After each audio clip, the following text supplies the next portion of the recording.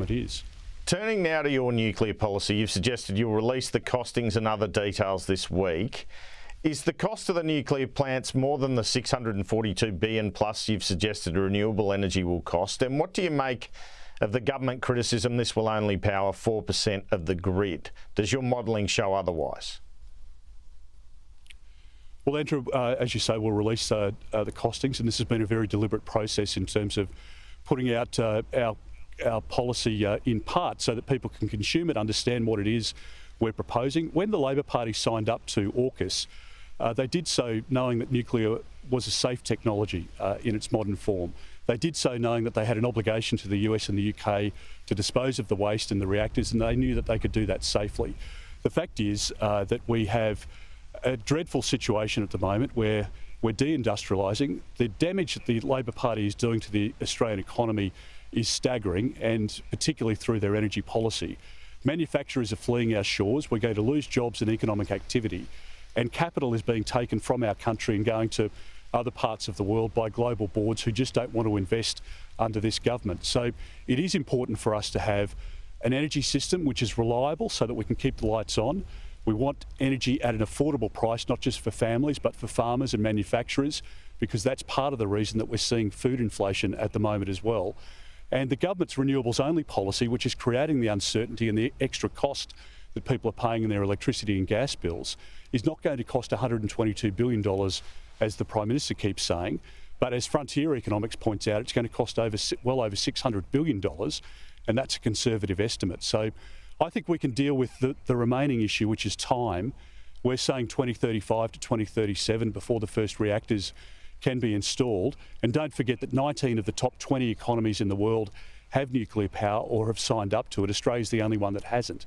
The time issue can be dealt with if there's a bipartisan position, which I think can be achieved post Anthony Albanese's leadership. Will it be only 4% of the grid? No, and there's more that we'll have to say in relation to cost and the way in which we can utilise the existing distribution network by ramping up the energy that we're producing out of our 7 coal-fired power stations with the latest generation nuclear technology. And that's a sensible way to do it, because part of the government's policy is to roll out 28,000 kilometres of new poles and wires, which frankly will never happen.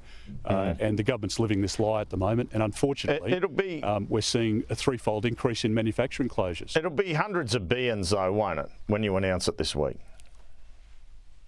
Well, Andrew, we'll release the costings this week, but it's been done by Frontier Economics, which is the most credible economic modeller in the country when it comes to energy policy.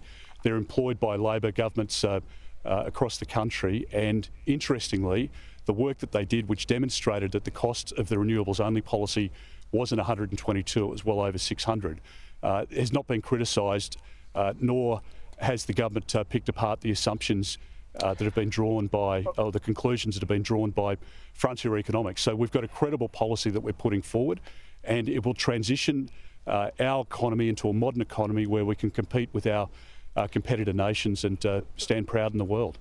No nuclear power for 10 years, though. How are you reducing power bills in the meantime? Well, we need to bring a significant amount of gas into the system. Coal is going to be in the system for longer than Labor's admitting at the moment. You've got Labor state governments who are signing up extension of life contracts for coal-fired power. And the government, interestingly, won't release its 2035 targets before the election. Now, that will tell you that under Mr Albanese, in a coalition government with the Greens, that power prices are going to continue to go through the roof.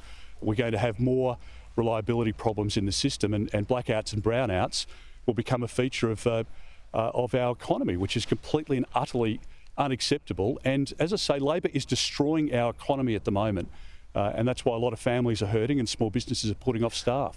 Why do these have to be federal government owned? Can't you just set up the prospect of a nuclear industry and let the market decide whether it wants to invest? Well, there's a level of assurance that's given to the public when it's in public ownership as opposed to a private equity firm. I think that is demonstrated through the research, and that's something we should respect. There is an abundance of capital available because, as we know, this week Meta announced in the United States that they're negotiating with nuclear energy providers to supply 4 gig, which is a phenomenal amount of power that they require for their AI and data storage projects. And other companies, Apple and Oracle and others, are engaging in those conversations. They're conversations that we should be having in our country, Andrew. But of course they're not. They're not talking to the Australian government about the literally tens of thousands of jobs that would be created in an industry like that in the Hunter Valley or in the Latrobe Valley or elsewhere. And I think we should be very serious about this, as many other countries, comparable countries are. The case in France, in Paris, the lights didn't stay on during the winter, during the recent Summer Olympics without nuclear energy. Germany doesn't operate without nuclear energy from France and elsewhere. Let's just have a mature conversation, which I think the premiers, frankly, are keen to have, but the Prime Minister's not up. I just don't think he's up to the job, and I think that's being demonstrated to Australians. All right, after the Stage 3 tax cuts promise, you and some of your frontbenchers talked consistently, including in interviews on this program, about lower, simpler and fairer changes to the tax rate. You seem to have backed away from this. Do you plan to go to the election with an income tax cuts policy or package, a difference from the government's? Well, Andrew, I've said before that, yes, of course, we want lower, fairer, simpler taxes, but we have to be able to pay for it, and it'll depend on the fiscal position when we get closer to the election. That will be obviously made known to us. We're responsible economic managers, and that's why interest rates are always lower under a coalition government, and it's why we always manage the economy more effectively than the Labor Party. The Labor Party in Victoria is destroying the economy there at the moment. All right, so that means maybe we have to do to clean up Labor's mess. Mr Dutton, well, that means maybe. It's on the table, but it's not confirmed yet from your point of view.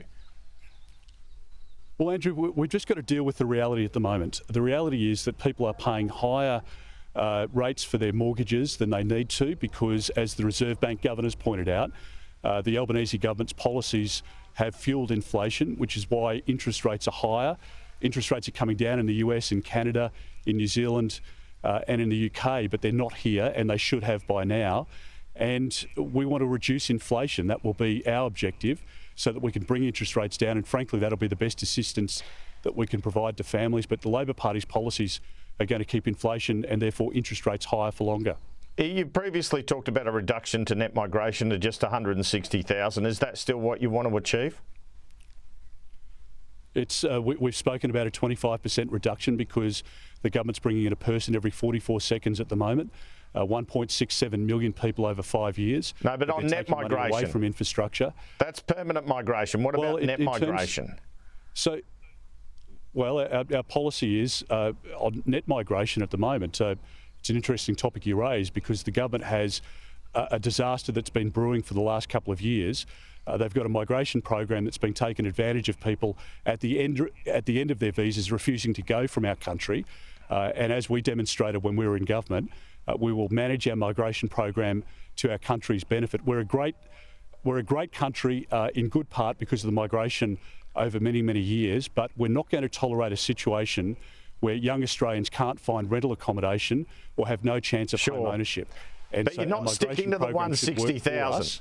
You're not sticking to the 160,000 target for net migration then? Andrew, what we've said is that we want our migration program to step down in the first 2 years. It will ramp up again in years 3 and 4, and we will bring down the numbers who come through the humanitarian and refugee program back to the long-run average of that. That's what will work for our country.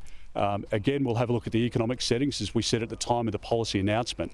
We'll have a look at the economic settings when we come into government to determine exactly how much damage Labor has done and what we need to do. On the supply side of housing, we've got a $5 billion project which will fuel 500,000 new homes, and that supply side has not been addressed by the government, and they only compound the problem by increasing the numbers in the migration program as we've seen over the last 2.5 years. Just finally on IR, what will you go to the election and promise to wind back? Will you wind back the right to disconnect? Will you seek to wind back multi-employer bargaining, same job, same pay? Will you promise to change the definition and treatment of casuals that the government's promised? Will all this be wound back? Well, Andrew, we'll announce our policy in due course, but as I think we've demonstrated in government before, we're a government that manages the economy effectively. We need to get the balance right between workers' rights, which are incredibly important, but there's no sense having businesses that are closing at a record rate, which is what's happening under the government at the moment for small business, because there are then no jobs for those employees. So we have to have a buoyant economy. We need to have the economic settings in place that can reduce pressure on families, not add to pressure.